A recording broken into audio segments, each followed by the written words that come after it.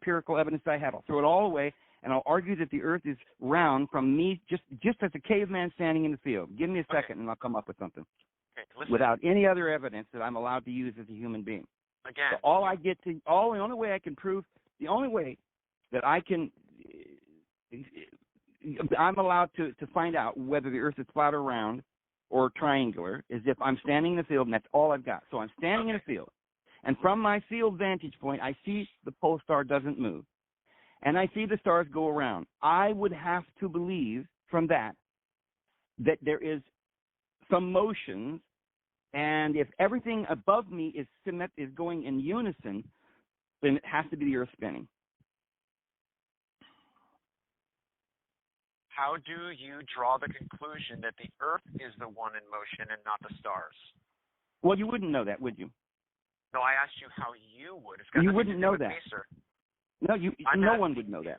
I would not know that because if I would need time, and this is why we have tradition, and we had God who wrote it down in the esoteric wisdom to start with, and in the pyramid walls and the hieroglyphics and the cuneiform stones from Babylon and Samaria. But if we ignore all the ancient, our fathers, I know how to build a house as my father taught me. Tradition. Now, if you want me to learn how to build a house without a father, I might not be able to, or without teachers.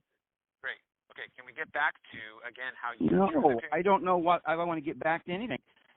You're not having a conversation with me. I know I am. I am actually trying to get you back from your monologue again. I'm not... Put the word monologue. That's ridiculous. This is... First of all, you called me, and you asked me a question, and you haven't allowed me to answer. And when I did, you wanted me to tie my hands behind my back. I gave you the opportunity to have this on your show. You interrupt me an awful lot, and yet you give me Really? To you. Really? Okay, that's where we're going to go with this after all of this? Yeah, I guess that's what you've done.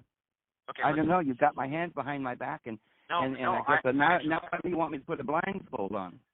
I actually have to prove it. Listen, how did you get to make the claim that the earth was moving and not the heavens above? Because you just made the claim. Three times. You just made the claim. I just told you 3 times. No, you didn't. Yes, I did. I said I wouldn't know, would I? Then how did you make the claim? I didn't make the claim of the shape of the earth. I told you that there was empirical evidence that the earth spins. Because I'm only allowed to be in a field. I said, no. I said like minutes ago, take us away from the field. I gave you complete freedom to do that. Okay. Okay, now, let me read. Well, then I would probably do what I said. I would go get the ancient fathers, my dad, and I would ask him, and he'd say, well, his dad said it was round.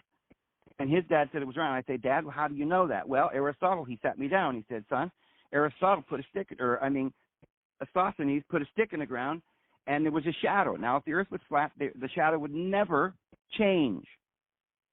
Wait, but hold because on. Wait. Okay, listen.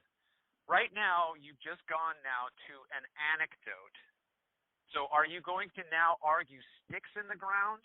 Or can we go back to your claim that it is the earth that is in motion, right? I'm asking you again, what evidence did you have to determine that it was not the sky in motion, but the earth? Well, it wouldn't take much for me to start noticing, like when I opened the barn door, that the dust, when low pressure came into the barn, and the little whirlwind would create a dust storm. And I would start to think, well, maybe we're all just flying around and nobody's going around anybody. I don't know what I would think, because I would need years of ancient, traditional scientific method to find out the accurate truth. Just like, for instance, if I wanted to know how far it was to the top of the mountain, I would need, of my own observation, I couldn't tell you other than, well, it took me an hour to walk up there maybe, and if I didn't have a clock, I wouldn't know what an hour was. So I would need these tools and methods that my ancestors had given me in order to do this. This is why we grow in our knowledge, and it increases, and we learn things. So perhaps a caveman in the field wouldn't know all of the particulars. He would definitely know something was moving. That's my answer.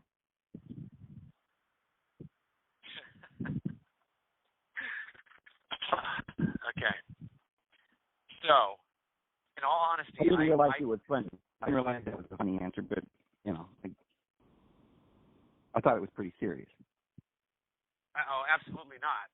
You have only appealed to the past, things that you would still have to verify and test for yourself, unless you are simply happy to believe whatever narrative you are presented with.